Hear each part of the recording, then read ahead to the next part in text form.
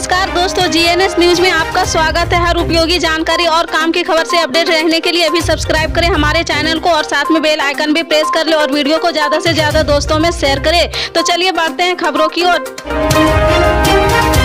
आपको बता दें, हिमाचल प्रदेश सरकार ने लोहड़ी के पर्व पर प्रदेश के कर्मचारियों को पुरानी पेंशन योजना की सौगात दी है। मुख्यमंत्री सुखविंदर सिंह सुक्खू के नेतृत्व वाले मंत्रिमंडल की बहुप्रतीक्षित पहली बैठक शुक्रवार को राज्य सचिवालय में हुई है। इसमें कांग्रेस सरकार की पहली गारंटी यानी पुरानी पेंशन स्कीम को मंजूरी दी गई।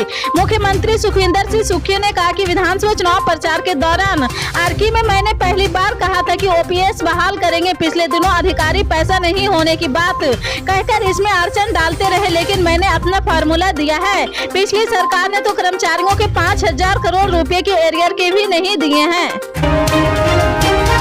उत्तराखंड के जोशीमठ की जमीन तेजी से धंसती जा रही। जोशीमठ संकट को लेकर देश भर में चर्चा हो रही।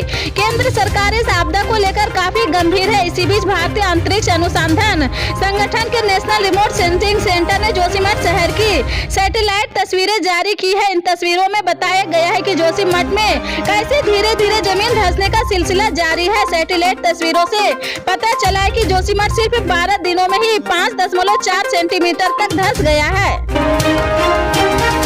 नए साल की शुरुआत के साथ ही मध्य प्रदेश में विधानसभा चुनाव की उल्टी गिनती शुरू हो गई है। 7 दिसंबर 2023 को वर्तमान प्रदेश सरकार का कार्यकाल खत्म होने जा रहा है, यानी इससे पहले प्रदेश में विधानसभा के चुनाव करवा लिए जाएंगे। ऐसे में सत्ताधारी भारतीय जनता पार्टी और कांग्रेस के पास चुनावी तैयारियों के लिए महज 9 महीना ही बचे हैं। 14 जनवरी 2023 को खरमास के समापन के साथ ही दोनों दलों के नेता चुनावी तैयारियों में जुटे हुए नजर आएंगे। भारतीय जनता पार्टी हर समय चुनावी मोड में काम करने वाली पार्टी मानी जाती है, लेकिन चुनावी वर्ष को देखते हुए पार्टी नेताओं की सक्रियता पहले के मुकाबले ज्यादा बढ़ी हुई नजर आ रही है।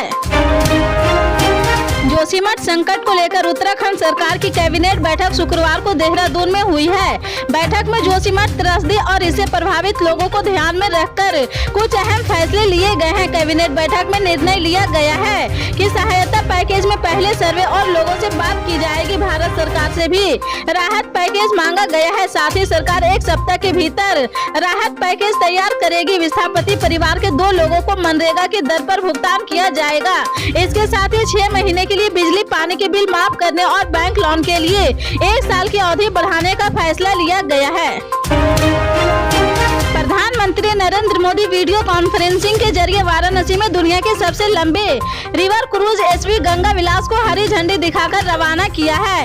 इसके साथ ही वाराणसी में बने टेंट सिटी का उद्घाटन किया है। इस दौरान पीएम मोदी ने कई राज्यों को 100 करोड़ रुपए से अधिक की गई परियोजनाओं को आधारशिला रखी है। प्रधानमंत्री नरेंद्र मोदी ने हल्दिया मल्टी मॉडल टर्मिनल और उत्तर प्रदेश तथा बिहार की सामुदायिक जेटी का उद्घाटन किया है। साथ ही गुवाहाटी में पांडु टर्मिनल, एक जहाज मरम्मत सुविधा और एक एलिवेटेड रोड का भी लोकार्पण किया है।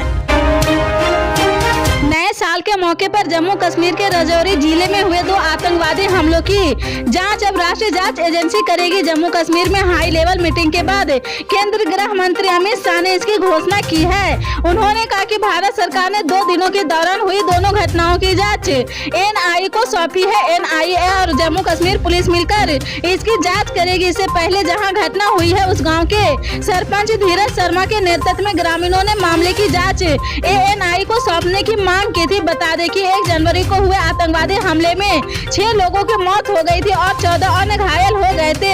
हमने घायल हुए एक अन्य शख्स की मौत के बाद अस्पताल में हुई एक ही जगह पर 2 अलग अलग घटनाओं में आतंकियों ने हिंदुओं को निशाना बनाया था। राजस्थान में इस साल होने वाले विधानसभा चुनाव को लेकर तैयारियां शुरू हो चुकी है।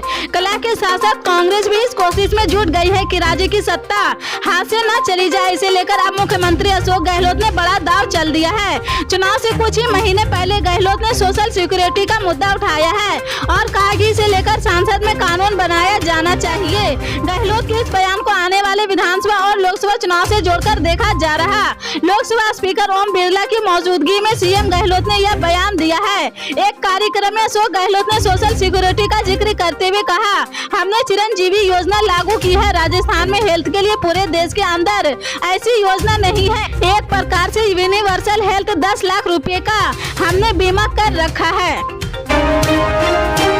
असम से लगी विवादित सीमा के सटे गांव में रहने वाले पंजीकृत मतदाता आगामी विधानसभा चुनाव में भाग ले सकते हैं। मुख्य चुनाव आयुक्त राजीव कुमार ने शुक्रवार को यह बात कही है। कुमार ने मेघालय में चुनाव की तैयारियों की 2 दिवसीय समीक्षा में चुनाव आयोग की टीम का नेतृत्व किया है। यात्रा का तापमान शुक्रवार को हुआ है। सीईसी ने कहा है विवादित सीमा के लगे गाँव में रहने वाले लोग चुनाव में भाग ले सकते हैं। दोनों पक्षों ने संयुक्त बैठकें की है और वरिष्ठ स्तर पर भी चर्चा हो रही। हम स्थिति देख रहे और चिंता की कोई बात नहीं है। तमिलनाडु सरकार के विभागों में नौकरी पाने के लिए तमिल भाषा की पात्रता अनिवार्य कर दी गई है। उम्मीदवार को भर्ती परीक्षा में तमिल भाषा का पेपर पास करना होगा। राज्य सरकार ने इसके लिए कानून में संशोधन किया है। विधानसभा में शुक्रवार को तमिलनाडु सरकार सेवक अधिनियम 2016 में संशोधन के लिए लाए गए विधेयक पारित कर दिया है।